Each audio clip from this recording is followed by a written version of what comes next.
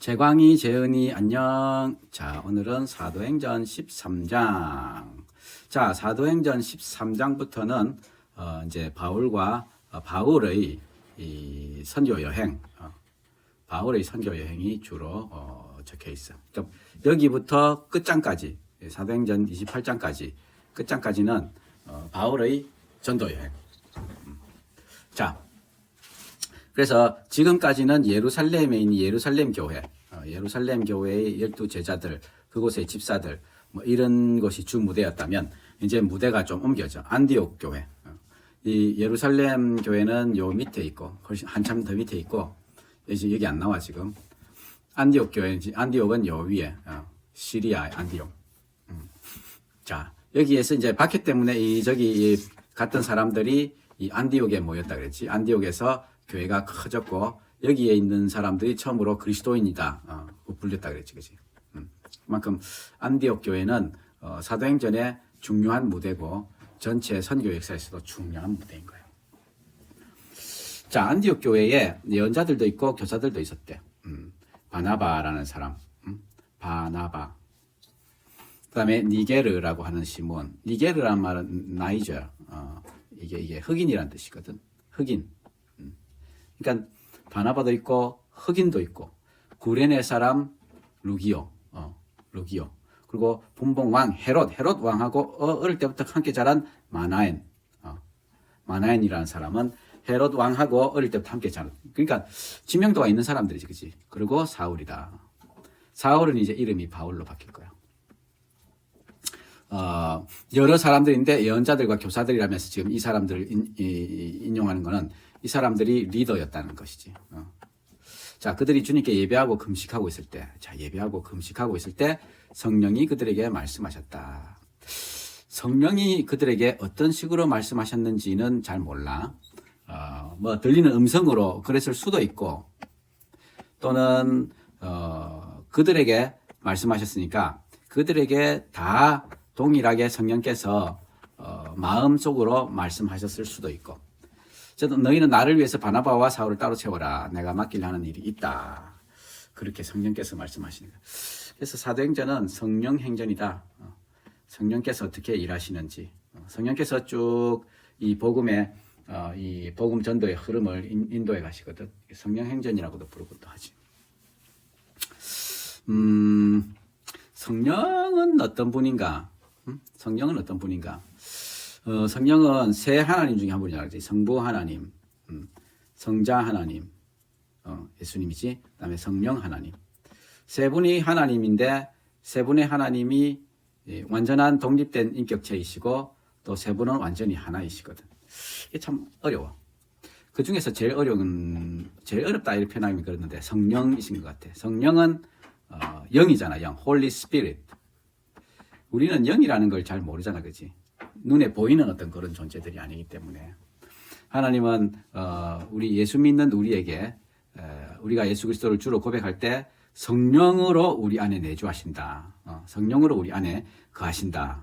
그래서 우리가 이렇게 살고 있지만 우리가 육체를 가지고 있고 또 뇌가 있어서 생각도 하고, 그지? 감정도 가지고 의지도 가지고 이래 하지만 사람이라는 존재를 성경은 영과 혼과 육으로 이렇게 3분으로 할 수도 있고 3분으로 하기도 하고, 또는 뭐 영혼과 육체 이렇게 2분으로 나누기도 하고 뭐 그렇게 하는데, 영, 혼, 육 이렇게 셋으로 나누는 경우가 좀 많이 있는 것 같아. 나도 이걸 조금 더 맞다고 보는데, 육체는 우리 말하거든, 육체지. 근데 혼이라는 거는 이제 우리가 의지를 가지고 감정을 가지고 막 그런 거.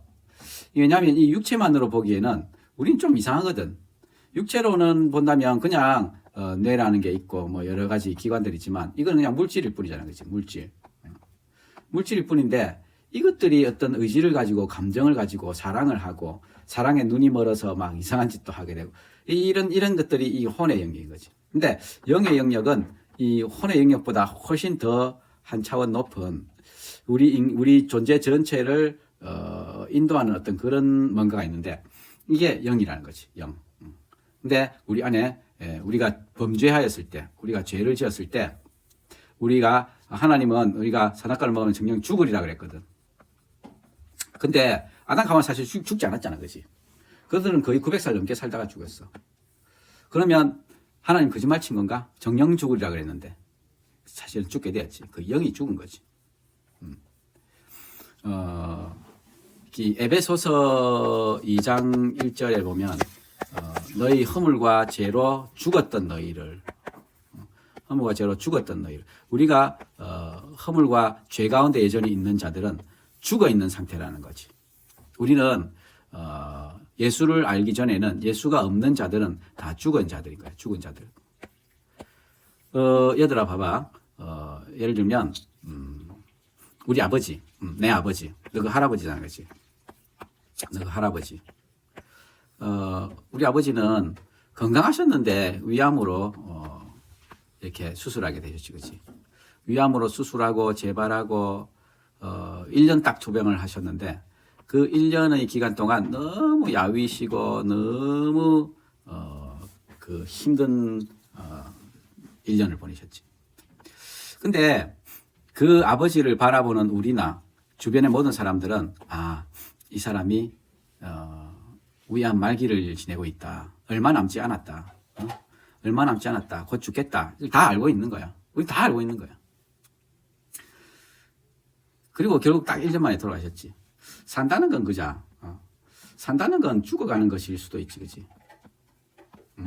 너희들 살아있지만, 너희들은 젊지만, 그러나 사실 젊어도 내 병원에 있으면 20대, 25살, 이런 아들, 오늘도 그 수술하는데 29살 쳤는데, 이 야가 여러 번 자살을 시도했더라고. 여러 번 자살을 시도하고, 번개탄, 차 안에 번개탄, 집 안에 번개탄 피고, 한 번은 이제 연탄을 넉 장이나 펴가지고 저 아버지하고 같이.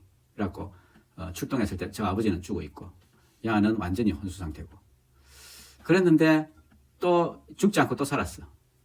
그 뒤에 또 죽으려고 또 번개탄 이렇게 목매기도 하고 여러 번 이게 지금 살아있는 게 아니지, 그치, 얘들아?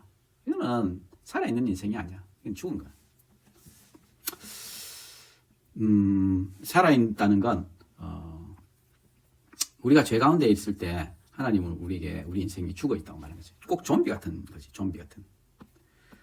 살아있다고 하고 움직이긴 하는데 생명이 없는 존재들. 뭘 위해서, 무엇을 향해서 살아가는지 모르는. 우린 다 좀비 같은 그런 인생들. 그 인생들이 예수가 들어오게 되면, 예수를 믿게 되면 이제 다시 이 영이 살아나는 거지. 왜 사는지, 뭐 때문에 살아야 할지, 살아야 할 의미와 목적을 알게 되고 이제 살게 되는. 이제 비로소 살아있는 존재가 되는 거지. 자, 그래서 바나바와 사울은 성령이 가라고 하시니까 실루기아로 내려가서 거기서 배를 타고 키프로스로 건너갔다. 자, 오늘부터 이 지도를 좀 볼 건데 바울의 첫 번째 선교 여행이다 이렇게 되잖아. 이게 대략 46에서 48년 정도.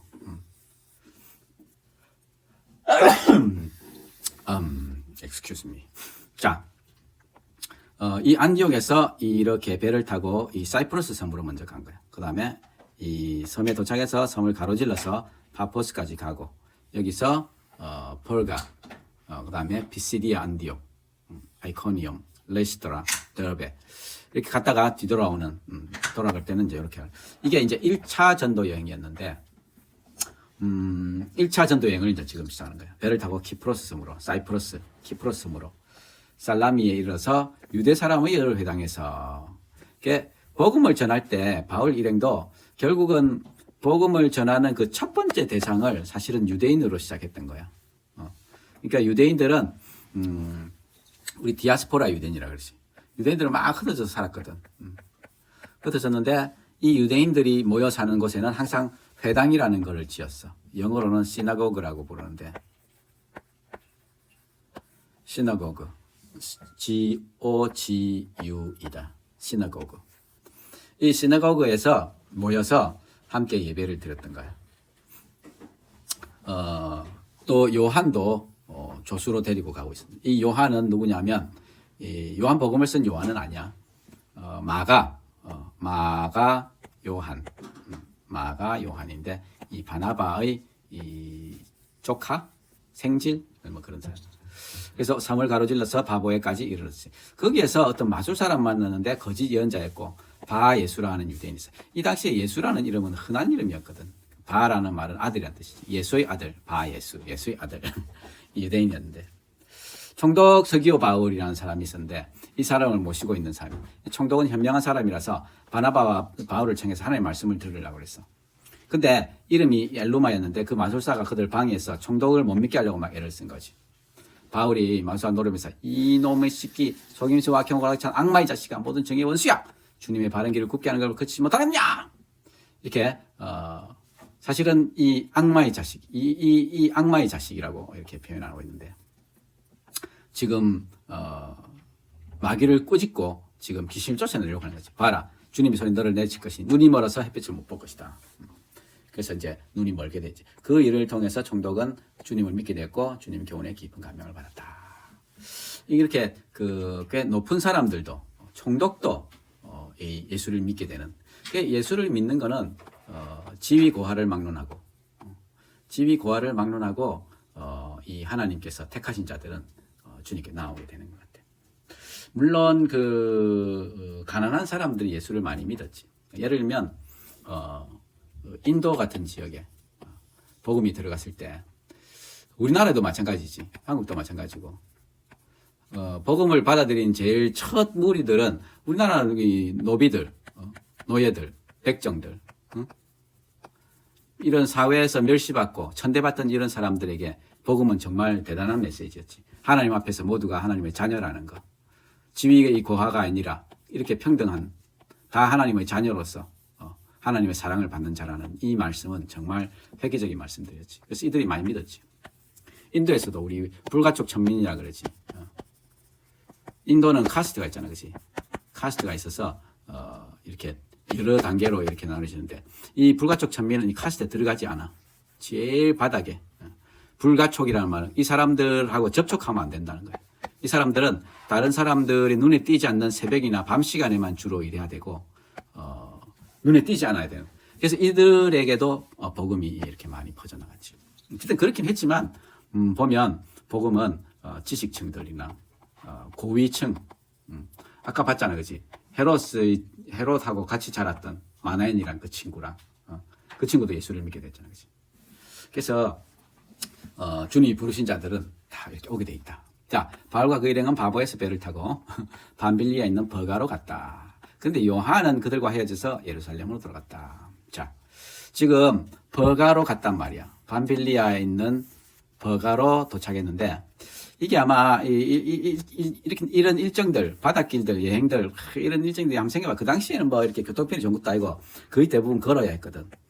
걸어가야 했고 먹는 것들, 입는 것들, 자는 것들 뭐 하나 편한 게 없잖아, 그지? 우리 선교사들이야 어디 간다 해도 대부분 뭐 어디서 나도 뭐 아프가니스탄, 예멘, 파키스탄 있긴 했지만 그래도 다 집에 세내에서 살고 물, 음식 그런 것들 다 있지만 이 당시에는 이런 게 별로 없잖아요, 그지?